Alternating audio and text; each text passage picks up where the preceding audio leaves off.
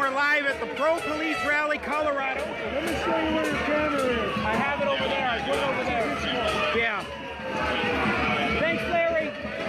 Pro-Police Rally, Colorado. Or once again, what's left of it.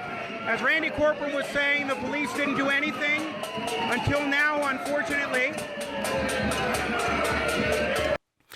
All right, that was a little bit, actually, that was entirely unintentional that I would be mentioning, and just in that portion of my live stream yesterday on Facebook, talking with Randy Corporon. He is my colleague on News Talk 710 KNUS. We are both Saturday radio hosts. He also gave me my first job out of college at his law firm shortly after I graduated from Regis University, and he helped to organize yesterday's rally. That is the Pro-Police Rally, Colorado. He was there emceeing the very first one 6 years ago yesterday, or 6 events ago yesterday, technically 5 years ago.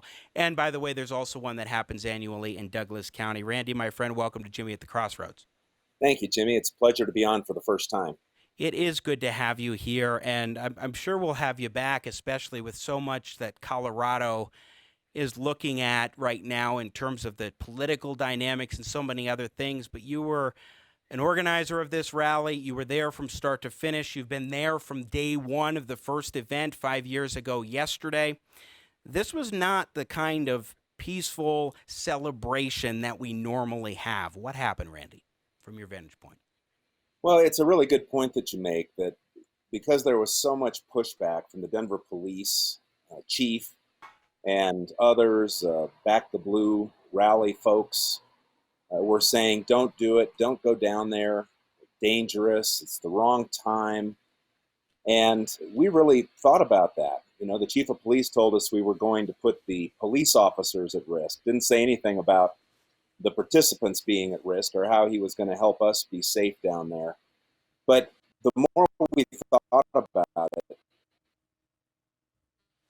yes, it confirmed what Ron McLaughlin and I agreed that this had to be in the same spot that it's been for the last 5 years. This had to be the 6th annual rally on the 3rd Sunday of July at the city and right in front of the City and County building in Civic Center Park there. It was essential that we not give up the streets to these radical domestic terrorists. And so it became a pretty easy decision to make once we realized that the principle mattered more than the particular event. Yeah, I think that, and Ron put it so eloquently earlier in this show, making that exact point, that the reality is you give an inch. I'm framing it this way, but you give an inch, they'll take a mile. And they took a mile yesterday, Randy. Well, without a doubt. And, you know, Denver is maybe, I don't know, a month behind what's going on in Portland, because even though it's not getting much news coverage, night after night, these domestic terrorists are out in the streets in residential neighborhoods just before people's normal bedtime, blaring their megaphone and their sirens. And with, I heard this personally, hey, white boy, listen up before you go to sleep tonight. And then listing, I think, black people who were killed by police officers. And so I'm really done kind of justifying the positions that we're taking and moving forward. I'm done kind of talking about, yeah, but George Floyd, and yeah, but this and that. This isn't even about George Floyd anymore. They haven't mentioned George Floyd in weeks. They just use whatever comes up as a trigger, and then whatever our response is to prove their allegation that we're racist and we're phobic about something or another. And all we want to do is to allow people to live in our country full of opportunity and security and choose the things that they choose to do. And so I was really glad that we were down there. I was so honored by the people that did show up. And we learned an awful lot yesterday. I really look forward to the next time. It will not go the same way. So, Randy, I want to show, we showed this a few different occasions, but for those who are just joining us or will see this clip independently, I want to play when the swarm first came in, you were leading us in the Pledge of Allegiance and then introduced lead organizer Ron McLaughlin, who was on earlier in the program, just to remind people or give them a sense of what happened and what things were like first as they started to intervene, to disrupt, and to engage in their thuggish and violent tactics. One nation, under God, indivisible, with liberty and justice for all.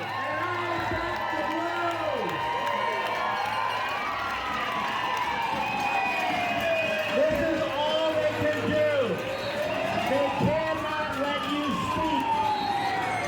I'm so thankful that you guys came out in the midst of all this foolishness. And now I want to invite up the founder of Pro-Police Rally Colorado. Well, we give thanks to God right now. Ron McLaughlin, are you here?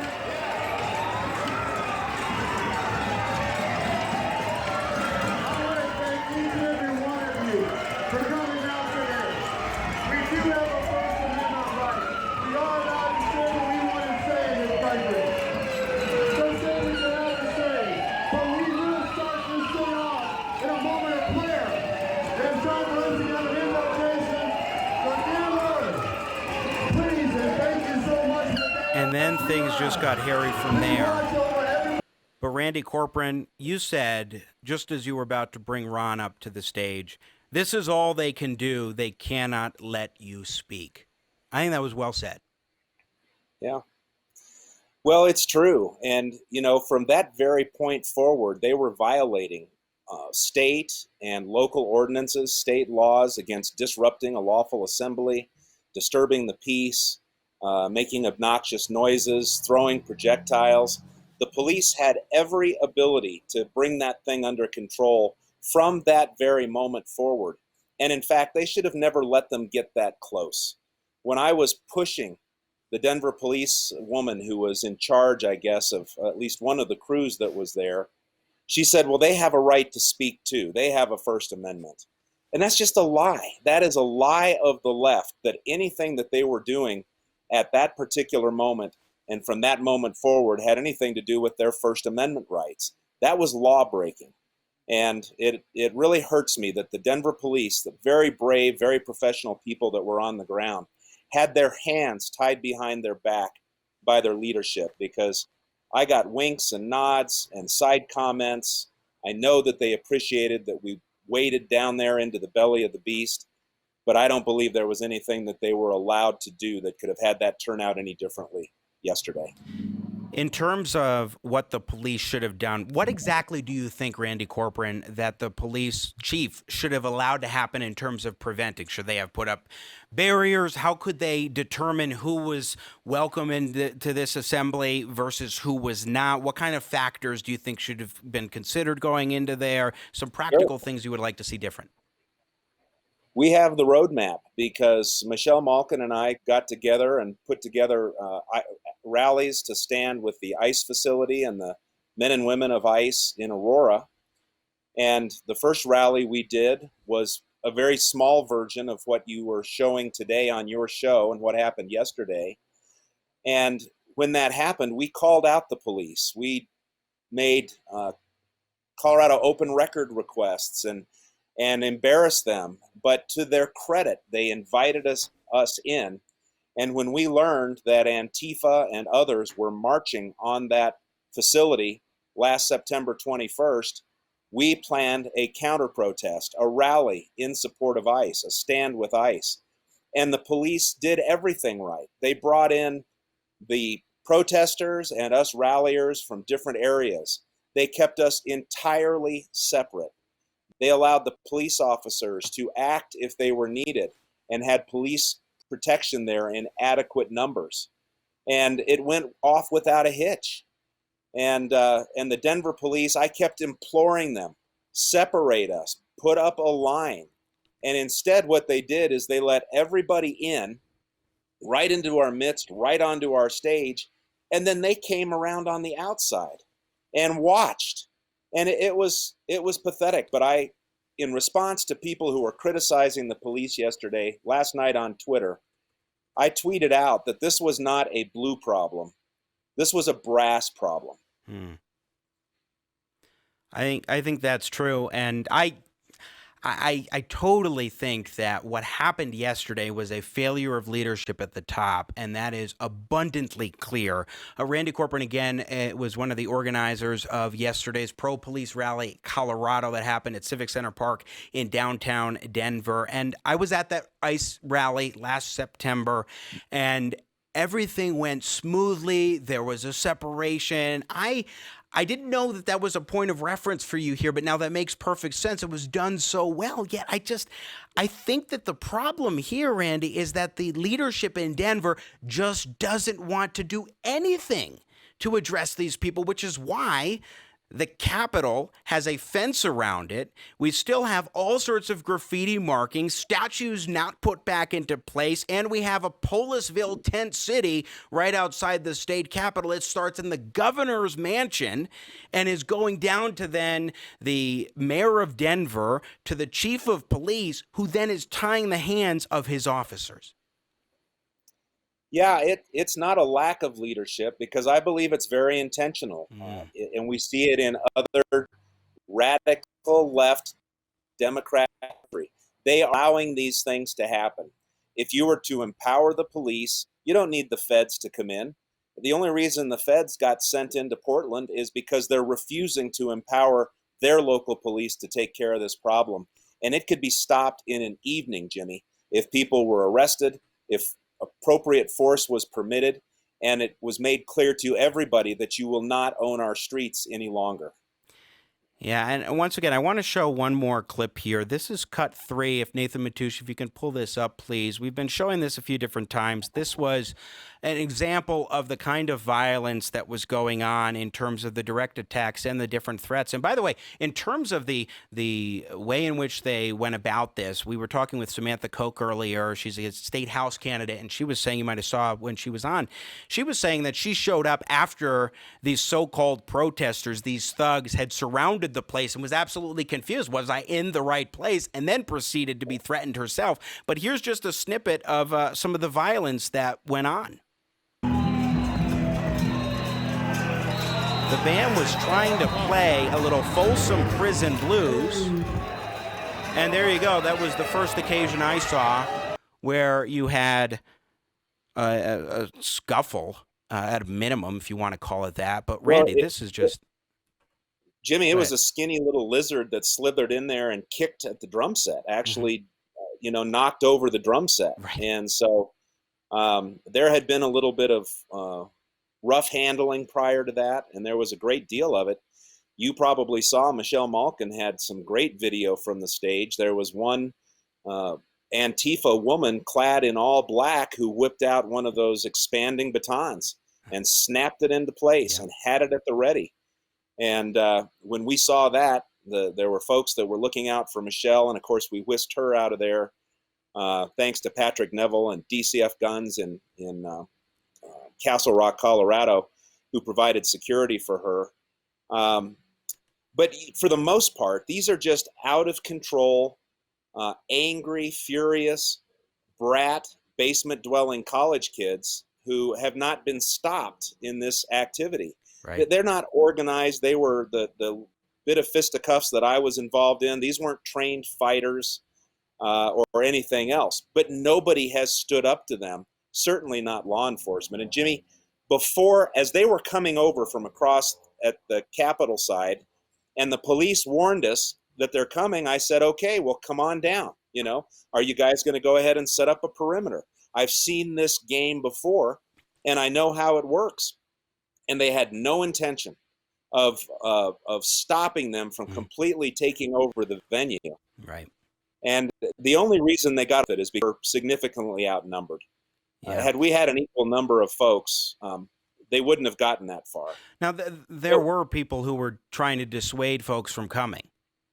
Yeah. And, I understand the folks with worrying about safety issues. If I had small children, I certainly wouldn't have brought them down, knowing a possibility that yesterday was going to end as it did.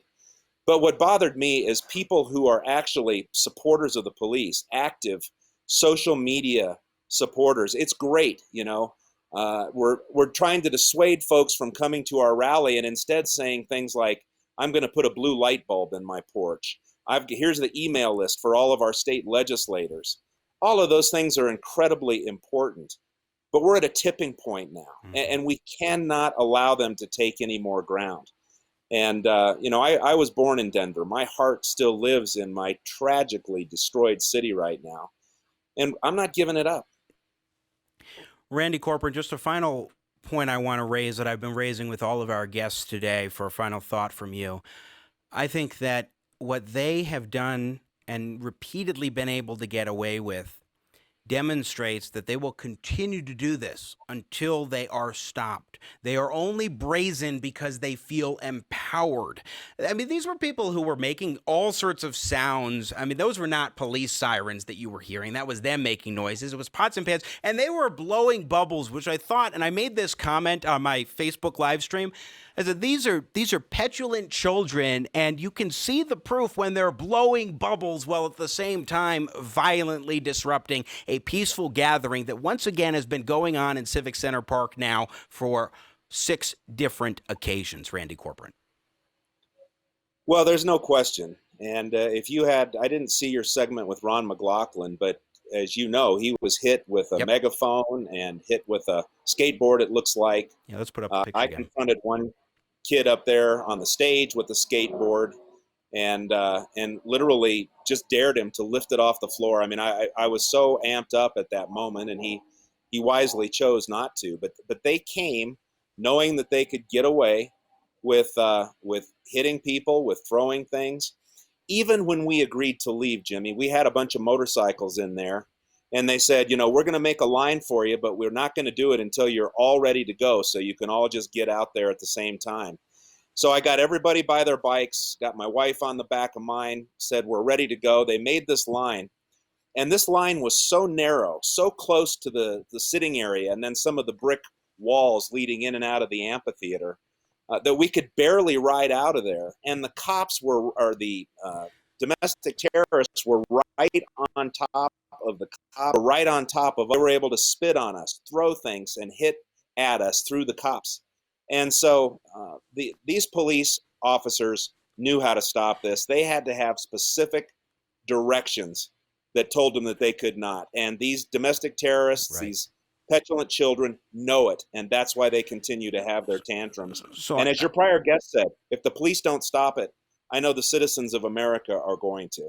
So I just want to read, because I just got a text from Lo Becker, the leader of the Becker Band, which only got to play a song and a third, kind of, which was deeply disappointing, because one of the things I always love is being able to grab my harmonicas and go play with the band. And I had the opportunity on my radio show Saturday night to play a few songs with Lo Becker, and so I was so excited. But let's put up cut 3 here. We've been playing this before, but he asked me to let the viewers know that they were not only violent, but destroyed some of his property. You see a black woman running across there. She rushed the stage. You can see she knocked down our mic stand and broke my iPad. My guitar was kicked down when we were trying to pack up. My speakers were kicked and trucked to be knocked down.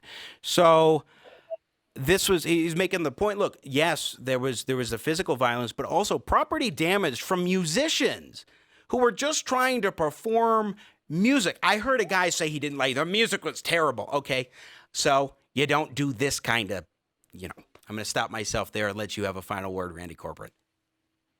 Well, there was plenty of criminality. It all came from the other side. Mm-hmm. There was more than enough police presence to stop it and to begin arresting people. Clearly, their leadership told them that they could not. For a beat officer, the woman who was in charge of one of the groups of police officers, to tell me that they have the right to be there and express their First Amendment too, that's just a fallacy, and it has to come from the top, because no self-respecting cop would allow what happened to people that were there simply to support the police. They wouldn't allow that to happen unless their hands were absolutely tied at the top. That's what we need to be looking at in Denver. Well, right now we're trying to work through some technical issues to get Sheriff Steve Reams of Weld County on the program here in a moment. And, I know he's a law enforcement officer himself. He was frustrated at the leadership.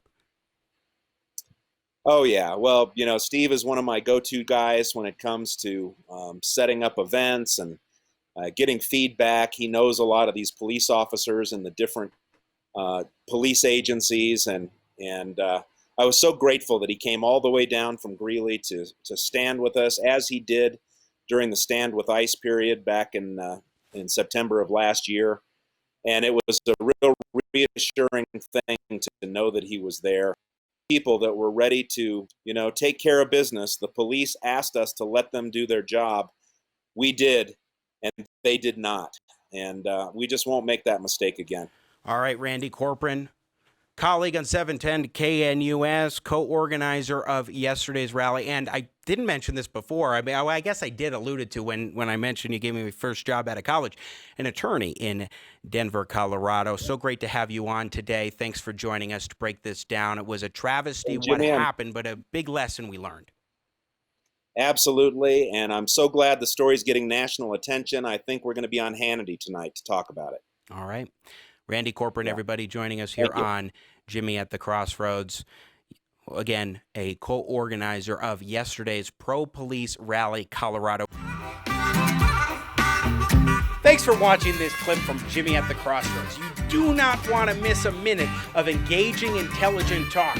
Subscribe today to the Jimmy at the Crossroads YouTube channel, and you'll be sure to catch our live broadcast. I appreciate your support.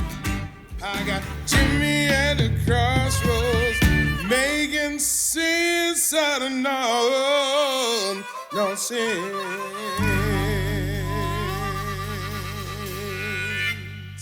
Yeah.